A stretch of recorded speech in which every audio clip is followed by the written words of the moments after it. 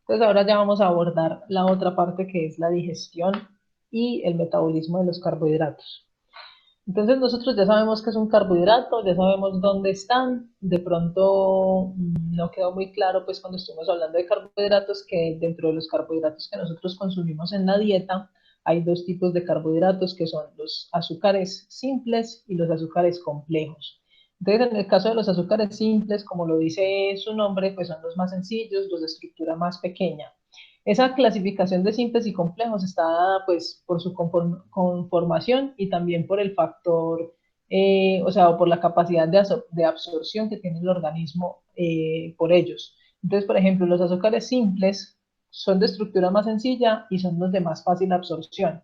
Por ejemplo, cuando nosotros consumimos alguna fruta, por ejemplo, una manzana, en el momento en que nosotros la estamos masticando, se están liberando los diferentes monosacáridos que hacen parte de la manzana, como por ejemplo la fructosa. Entonces, eso es un monosacárido pequeño, 6 carbonos, muy fácil de absorber, tan fácil que cuando nosotros consumimos una manzana, fácilmente ese monosacárido puede ser absorbido a través de los vasos o de los capilares sanguíneos que se encuentran en la parte inferior de la lengua. O sea, nosotros a través de la absorción sublingual podemos incorporar monosacáridos a nuestro torrente sanguíneo, ¿sí?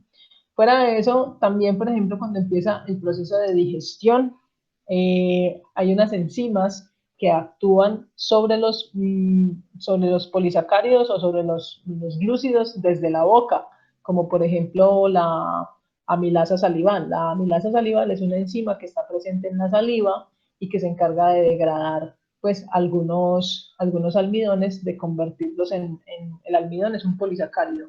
Entonces la amilasa lo que hace es convertir ese almidón, que es un polisacárido, en oligosacáridos, o sea, en disacáridos que están formados de dos monosacáridos.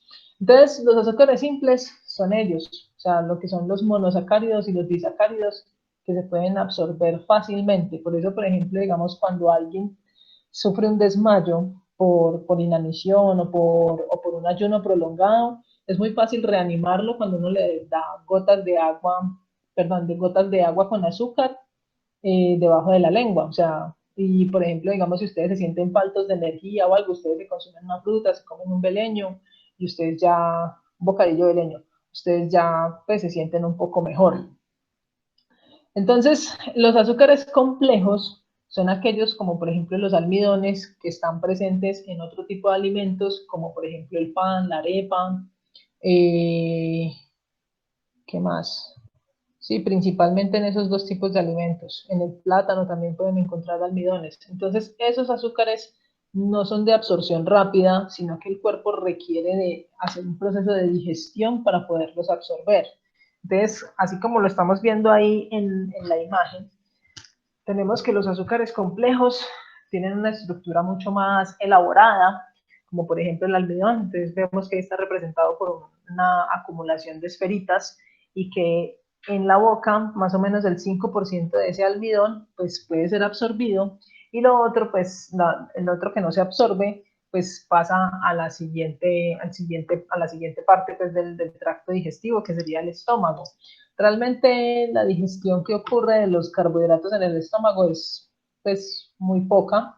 Realmente el proceso de digestión de los carbohidratos continúa es en la primera porción del intestino delgado bajo la acción de la amilasa pancreática, que la amilasa pancreática lo que hace es degradar esos oligosacáridos provenientes del almidón, los convierte en glucosas. Entonces ya pasan de ser, o sea, en boca se convirtieron de almidón a oligosacáridos. Con la amilasa pancreática, entonces esos oligosacáridos se convirtieron en monosacáridos. Y ya cuando llegan al intestino es cuando ya empieza el proceso de absorción. Entonces, más o menos en el intestino, un 55% de los glúcidos que nosotros consumimos son absorbidos. Entonces, dentro de lo que nosotros consumimos, pues existen varios tipos de monosacáridos. Entonces, ¿cuáles son los monosacáridos principales que se pueden absorber? O monosacáridos o oligosacáridos. Entonces, ahí a la izquierda encontramos los oligosacáridos. Entonces la maltasa, la sacarasa, la lactasa son, digamos, los oligosacáridos principales. Esos oligosacáridos pues nos van a proporcionar unos monosacáridos. Entonces los monosacáridos principales que nosotros absorbemos en dieta son la fructosa, la glucosa y la galactosa, principalmente esos. La maltosa pues también. Esos monosacáridos son absorbidos por las células del intestino, por el enterocito. Entonces, algunos de ellos son absorbidos por transporte activo, difusión simple, incluso hay algunos que requieren atravesar la membrana usando una proteína de canal.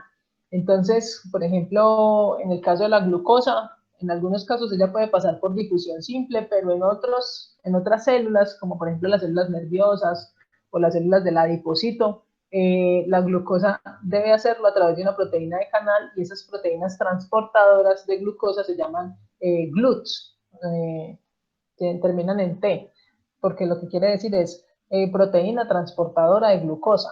¿Sí? Entonces, ese transporte de las glucosas en algunos tejidos se puede dar a través de los GLUTs o se puede dar a través del paso pues, por la membrana celular. Bueno, entonces aquí ya cuando la glucosa se encuentra en la sangre, aquí ya tenemos que incorporar un concepto importante. Resulta que la glucosa es como la fuente principal de energía para las células. De hecho, hay células que solo funcionan, o sea, que su combustible exclusivo es la glucosa. Por ejemplo, las células que hacen parte del tejido nervioso, como las neuronas, solo funcionan con glucosa. No pueden absorber ni fructosa ni galactosa, no. Solo pueden absorber glucosa.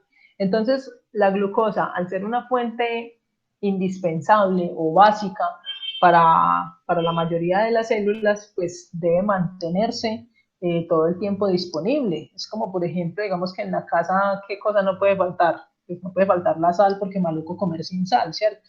Entonces es lo mismo. En nuestra sangre no puede faltar la glucosa. Entonces, esos niveles de glucosa en sangre se conocen como glicemia. O sea, cuando nosotros hablamos de glicemia, estamos hablando de los niveles de glucosa en sangre. Y resulta que la glicemia tiene un valor. Entonces se estima que más o menos son 100 miligramos por cada 100 mililitros de sangre. O sea, en 100 mililitros de sangre deben haber alrededor de 70 a 100 miligramos de glucosa, ¿sí? Si uno tiene menos de esa cantidad, o sea, si uno tiene por ahí 69, 68, 60, usted es hipoglicémico y usted puede sentirse débil, mareado, cansado todo el tiempo o cuando ejecuta ciertas actividades. Y si usted tiene más de esa cantidad, entonces usted es hiperglicémico. Entonces, cuando también uno está en un estado de hiperglicemia, tampoco es nada conveniente porque el cuerpo es muy sensible a los cambios de eso. Entonces, por ejemplo, si usted es hiperglicémico, usted debe mantener los niveles bajos porque si no, usted le puede dar un coma diabético, ¿sí? Entonces, existen pues varios mecanismos para regular esa glicemia en sangre. Lo que sí es importante que ustedes tengan claro es que la glucosa no puede faltar. O sea, en sangre siempre tiene que haber glucosa para que las células de diferentes tejidos puedan tomar esa glucosa para realizar los diferentes procesos metabólicos, para obtener energía, porque la glucosa es la principal fuente de energía para la mayoría de las células. Entonces, esa glucosa que se encuentra en la sangre, ¿de dónde proviene? Pues una de las principales fuentes de glucosa para la sangre es la glucosa que proviene de la digestión, de la alimentación, pues, del intestino, a través de la ingesta pues, de alimentos. Otra glucosa es la que es producida a partir de la degradación de las reservas. Por ejemplo, la glucosa que se produce después de una degradación del glucógeno, que esa degradación del glucógeno pues ocurre cuando hay un ayuno prolongado o cuando hay un sobregasto energético, o sea, cuando yo estoy realizando actividad física, entonces se activa la ruta que me va a degradar el glucógeno en glucosa y esa glucosa pues va a estar en sangre. Entonces, esas son como las dos principales fuentes de glucosa o las dos principales razones sí, que pueden aportar glucosa al tejido sanguíneo. ¿Qué pasa con esa glucosa que está en la sangre? Entonces, como ya les había mencionado, esa glucosa que está en la sangre es indispensable porque debe estar allí para que cualquier tejido pueda utilizarla. Entonces, si hay un exceso de glucosa porque, digamos, mi cuerpo está, digamos, haciendo la actividad normal, que es de degradar glucógeno, pues para el mantenimiento normal de nuestras células, y aparte de eso, pues recibe una gran cantidad de glucosa de la ingesta de alimentos. Entonces, cuando hay un exceso de glucosa, lo que hace el organismo es almacenar esa glucosa, ¿sí? Entonces, ese es un destino para la glucosa que está en sangre. Entonces, tomar la que está en exceso, llevarla al interior del hígado y de los tejidos esqueléticos para convertirlas en glucógeno.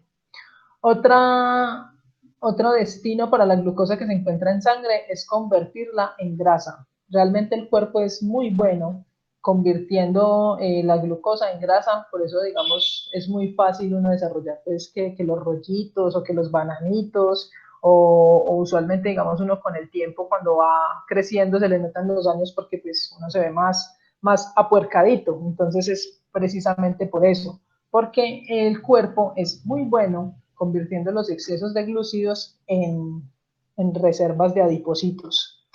Eh, y otra parte de esa glucosa pues funciona para lo que debe funcionar, que es para hacer parte pues de los diferentes procesos metabólicos, como por ejemplo el ciclo de Krebs o la fosforilación oxidativa o la misma glucólisis, para generar, digamos, la energía que requiere la célula para llevar a cabo las otras funciones celulares, como por ejemplo la síntesis de proteínas, la reproducción celular, la respiración celular, etcétera, etcétera.